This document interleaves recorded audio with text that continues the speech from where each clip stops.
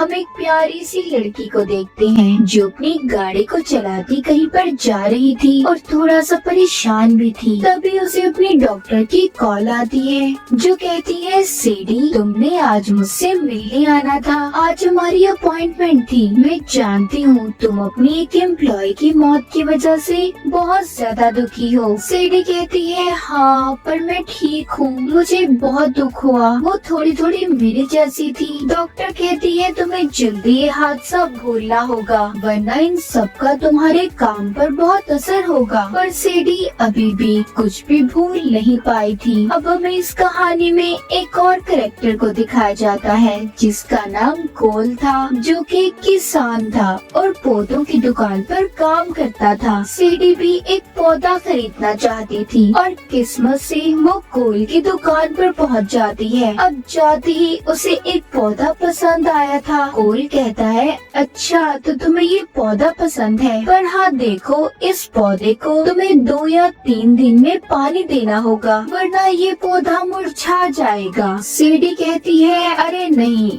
मैं फिर ये पौधा नहीं ले सकती क्योंकि मुझे अपने काम की वजह से घर से 2 या 3 महीने बाहर रहना होता है। कोल उसकी बात सुनकर कहता है, तो मैडम आपके लिए यहाँ पर कोई पौधा नहीं है क्योंकि कोई पौधा अब तक ऐसा पैदा ही नहीं हुआ जो पानी के बगैर सरवाइव कर सके, चल सके। हाँ अगर आप चाहें तो ये प्लास्टिक का पौधा ले सकती हैं। उनके दरमियान में जब बहस हो रही थी तो तभी एक लेडी आती है जो इस दुकान की मालिक थी जहाँ पर कोल काम किया करता था। उन्होंने सीडी को उसका पसंदीदा पौधा दे दिया था। अब वो लेडी कोल से कहती है, मैं तो समझी थी तुम उस लड़की का नंबर लोगे, वो कितनी प्यारी थी और तुम उल्टा उससे बहस कर रहे थे। कोल कहता है, सॉरी मैडम, मैं यहाँ पर ये काम थोड़ी करने आता हूँ। खैर वो उस लेडी के कहने पर सीडी के पास चला जाता है जो बस जाने ही वाली थी। जब वो उसकी गाड़ी के आगे आकर गाड़ी रोकता है तो जो पौधा सीडी ने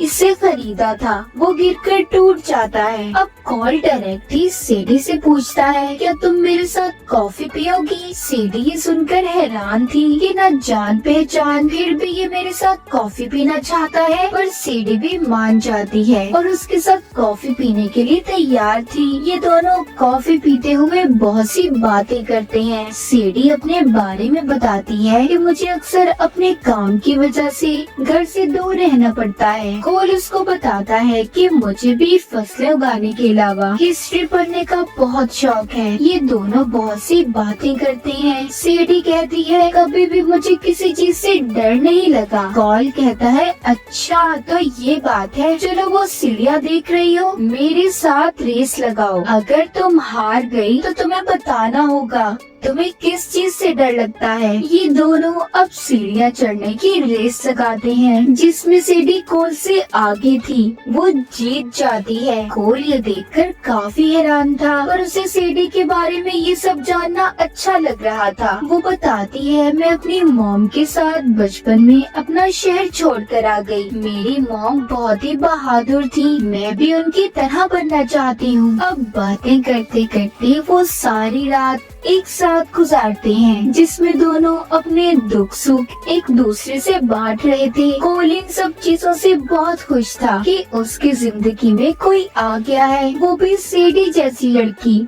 और इतनी प्यारी। अब जब वो घर जाता है तो घर जाकर अपने मॉम डैड और बहन को सीडी के बारे में बताता है जिसे सुनकर उसके घर वाले बहुत खुश थे। कोल सीडी के पीछे पागल हो चुका था। वो दिन रात उसको मैसेजेस किया करता था। उसके मॉम डैड उसे समझाते हैं कि देखो ऐसे तुम्हें मैसेज नहीं करने चाहिए, थोड़ा इंतजार करो। कोल भी उनकी बात को समझ गया था। वो सीडी को अब कोई मैसेज नहीं करता मगर सीडी का भी उसे कोई मैसेज नहीं आया था। बहुत दिन गुजर गए थे। कोल अब काफी परेशान रहने लगता है। उसका किसी काम में दिल भी नहीं लग रहा था। तभी उसे याद आता है कि उसका इनहेलर तो सीडी के पास रह गया है जो उसे सांस लेने में मदद देता था। दरअसल कोल को सांस की बीमारी थी। अब ये अपने इनहेलर से सैडी को ट्रैक करता है, उसकी लोकेशन पता करने की कोशिश करता है, क्योंकि कोल अपने इनहेलर में ट्रैकर लगा कर रखा करता था। उसे पता चल गया था कि सैडी लंदन में थी। जब कोल को ये बात पता चलती है तो उसकी मॉम कहती है तुम्हें जाकर उसे सरप्राइज देना चाहिए, वो तुम्हें देखकर बहुत खुश होगी। मगर कोल बेचारा कभी भी किसी दूसरे शहर या मुल्क में नहीं गया था, लेकिन इस बार वो अपनी मॉम की बात को मान जाता है और लंदन में पहुंच गया था। अब जब वो एयरपोर्ट पर उतरता है तो उसे कुछ आदमी पकड़कर ले जाते हैं और टैक्समैन के नाम से पुकार रहे थे। वो बेहोश करके कोल को अपने साथ ले गए थे। अब जब कोल को होश आता है तो वो आदमी कहता है पहले तुमने हमारे एक आदमी को मार दिया, फिर हमारा सामान चुराया और अब पासपोर्ट, पता नहीं तुम हमारे बॉस के पीछे क्यों पड़े हो। कोल उस आदमी से कहता है अरे नहीं यार, मैं कोई टैक्समैन नहीं हूँ, तुम्हें कोई गलत फहमी हुई है। मैं तो सीधा साधा सा एक किसान हूँ जो लंदन में अपनी दोस्त से मिलने आया था। वो आदमी कहता है अच्छा, तुम एक्टिंग अच्छी कर लेते हो, मगर तुम अब हमसे नहीं बच सकते। कोल उससे कहता है मैं झूठ नहीं बोल रहा, तुम मेरा पासपोर्ट भी चेक कर सकते हो। तभी वो आदमी कोल को और ज्यादा टॉर्चर ये देने के लिए उस पर एक कीड़ा छोड़ने वाला था। तभी उधर सीढ़ी आ जाती है जिसने उस जगह का दरवाजा तोड़ दिया था और आकर उस आदमी को पीछे से मार देती है। उसने चेहरे पर नकाब पहना हुआ था। कोल को भी उसने बचा लिया था और जब वो अपना नकाब उतार कर दिखाती है तो कोल कहता है सीढ़ी तुम यहाँ पर क्या कर रही हो। सीढ़ी कहती है ये सब मैं तुम्हें बाद में बताऊंगी। इसके बाद वो अपनी गन से वहाँ पर एक को मार रही थी और कोल को भी एक गन देती है। कहती है सबको मारना मेरे अलावा। वो यहाँ पर उसे अपने काम के बारे में बताती है। कहती है कि मैं CIA की एजेंट हूँ, हमारी एजेंसी के लिए इन्होंने जाल बिछाया था जिसमें तुम फंस गई। ये तुम्हें टैक्समैन समझ रहे हैं, पर इन्हें क्या लगता है मैं इनके जाल में इतनी जल्दी फंस जाऊंगी? ऐसा नहीं हो सकता। कोल ये सब बातें सुनकर परेशान था। वो सोचता है क्या सीडी ने उससे झूठ बोला। यहाँ पर हमें पता चलता है कि टैक्समैन कोई और नहीं बल्कि सीडी ही है। अब टैक्समैन की क्या कहानी थी ये हमें आगे जाकर कहानी में पता चलेगा, जिसको वो लोग ढूंढ रहे थे। पर खैर किसी तरह सीडी बचाकर कोल को ले आई थी। वो एक पहाड़ी से छलांग लगाकर दोनों एक बस में बैठ जाते हैं, जहाँ पर सीडी बस को चलाते हुए उन आदमियों पर गोलियां चला रही थी जो इनके पीछे आ रहे थे और उनकी बहुत सी गाड़ियों को टक्कर मारती है। एक गाड़ी में तो बहुत जोर से धमाका भी हुआ था, सभी गाड़ियां तबाह हो चुकी थी। तभी एक गुंडा बस के अंदर आ जाता है जो सीडी को मारने ही वाला था, लेकिन कोल ने सीडी की जान को बचा लिया था। दोनों उन गुंडों से बचकर आगे निकल गए थे। सीडी अब एक जगह पर बस को रोकती है। कोल उससे कहता है कि तुम झूठी हो, तुमने मुझसे झूठ बोला है, तुमने सब कुछ मुझे गलत बताया अपने बारे में। सीडी कहती है नहीं, मैंने तुम्हें वो सब बताया जो आज तक मैंने किसी को नहीं बताया था। जिस पर कोल कहता है ओ अच्छा, तो इसका मतलब मैं दुनिया का सबसे बड़ा बेवकूफ इंसान हुआ ना, जिसने सीडी जैसी लड़की पर यकीन कर लिया। अब मुझे तो लगता है मुझे यकीन ही नहीं करना चाहिए था तुम पर। और वो कहानी जो तुमने अपनी एम्प्लॉय के बारे में बताई थी कि वो मर गई थी, वो भी झूठी लग रही है मुझे। सीडी कहती है हाँ, वो कहानी झूठी है क्योंकि अपने एम्प्लॉय को मैंने खुद मारा था। वो उन लोगों से मिली हुई थी जो मेरे दुश्मन हैं, उसने मुझे धोखा दिया था। कोल अब यहाँ से वापस जाना चाहता था। सीडी कहती है नहीं, अब तुम नहीं जा सकती क्योंकि वो लोग जो मेरे दुश्मन हैं तुम्हें टैक्समैन समझते हैं, तुम्हें मेरे साथ चलना होगा। सीडी कोल को लेकर पाकिस्तान के खैबर पास आ गई थी। वहाँ पर इन्हें एक आदमी से मिलना था। अब वो आदमी सीडी को बताता है कि जिन लोगों ने तुम्हें पकड़ा था। उन्होंने ही एशटैग को चुराया है, जो एक बायोकेमिकल हथियार है और बहुत खतरनाक भी। और अगर गलत आदमी के हाथ में आ गया तो बहुत कुछ तबाह हो जाएगा और वो काम सिर्फ एक ही आदमी करवा सकता है,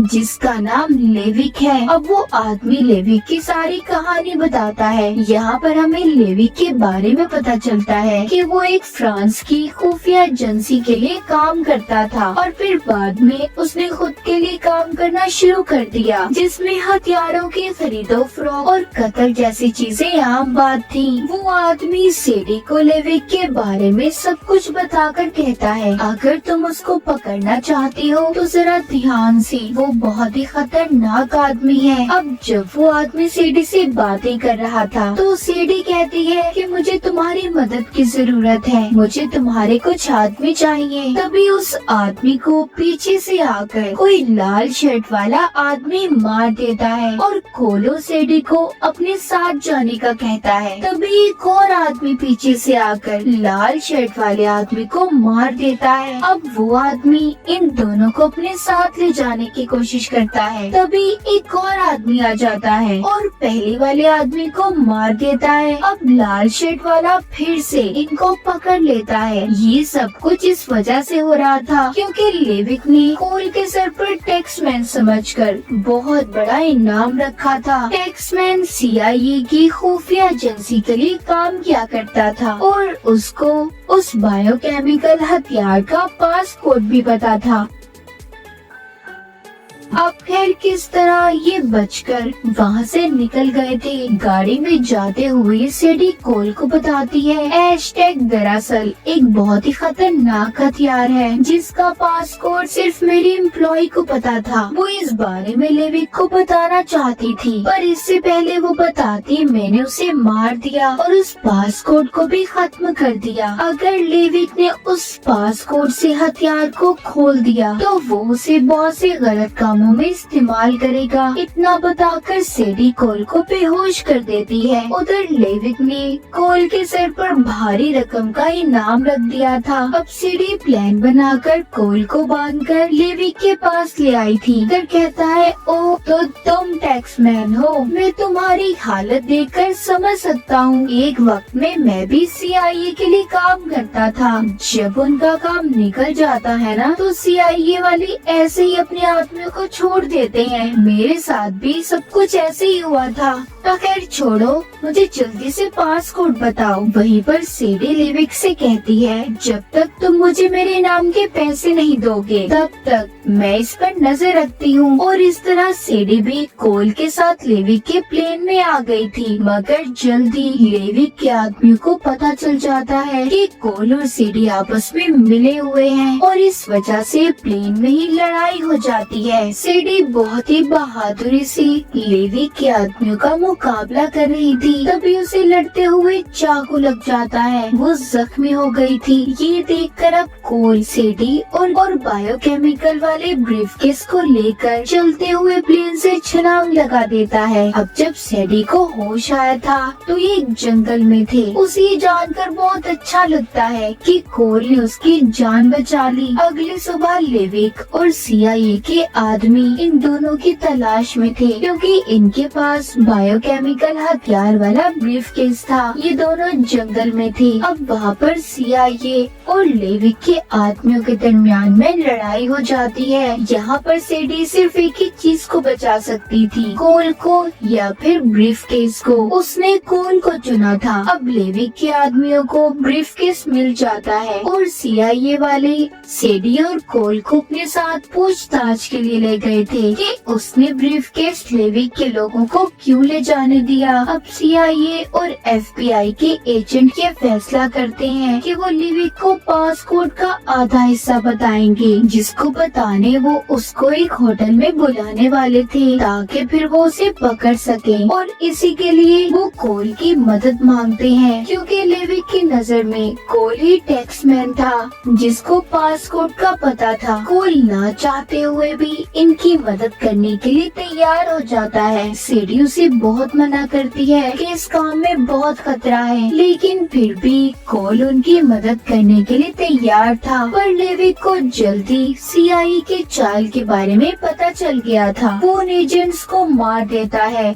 जो कोल को गाइड कर रहे थे। अब वो कोल के पास जाता है और कहता है चलो पासपोर्ट बताओ या फिर मैं अपना तरीका इस्तेमाल करूं, तब बताओगी। तभी वहाँ पर सीडी आ जाती है और लेविक को कहती है जिस टैक्समैन को तुम ढूंढ रहे हो वो मैं हूँ। लेविक को पता चल गया था कि असल टैक्समैन सीडी है। वहाँ पर सीडी ने असल लीडर को भी बुला लिया था। लेविक जिनके लिए काम किया करता था, जिनका पहले लेविक एजेंट था, सीडी लीडर को पासपोर्ट बता देती है और जिसके बदले में उन्होंने सीडी के अकाउंट में बहुत से पैसों को ट्रांसफर कर दिया था। लेविक को ये देखकर बहुत गुस्सा आता है। वो सीडी को गन दिखाकर कहता है मैं तुम्हें मार दूंगा, तुमने मेरे साथ अच्छा नहीं किया, इतना बड़ा धोखा। तभी सीडी उस होटल में जोर से बोलती है कि लेविक के ऊपर बहुत बड़ा इनाम रखा है। इतना सुनकर वहाँ पर जितने भी लोग थे लेविक के पीछे पड़ गए थे और वहाँ पर इसी वजह से लड़ाई हो जाती है। लेविक के लोग ब्रीफ केस को लेना चाहते थे, जबकि दूसरे लोग वहाँ पर लेविक को पकड़ रहे थे। कोल लेविक के आदमियों को मार रहा था, उधर लेविक सीडी को मारने ही वाला था। तभी कोल आ जाता है, उसने आकर सीडी को बचा लिया था और सीडी लेविक को मार देती है। जिस बिल्डिंग में वो थे वो बहुत ऊंचाई पर थी, जिस वजह से लेविक नीचे गिरकर मर गया था। इस लड़ाई में लीडर भी मर जाता है। कोल और सीडी ने उस बायोकेमिकल हथियार को भी बचा लिया था। कहानी के आखिर में हमें कोल और सीडी को दिखाया जाता है जो एक साथ बैठकर अपने फैमिली के साथ खाना खा रहे थे और फिर जिसके बाद हंसी खुशी जिंदगी गुजारने लगे थे। और इसी हैप्पी एंडिंग के साथ इस मूवी की कहानी यहीं पर खत्म हो जाती है।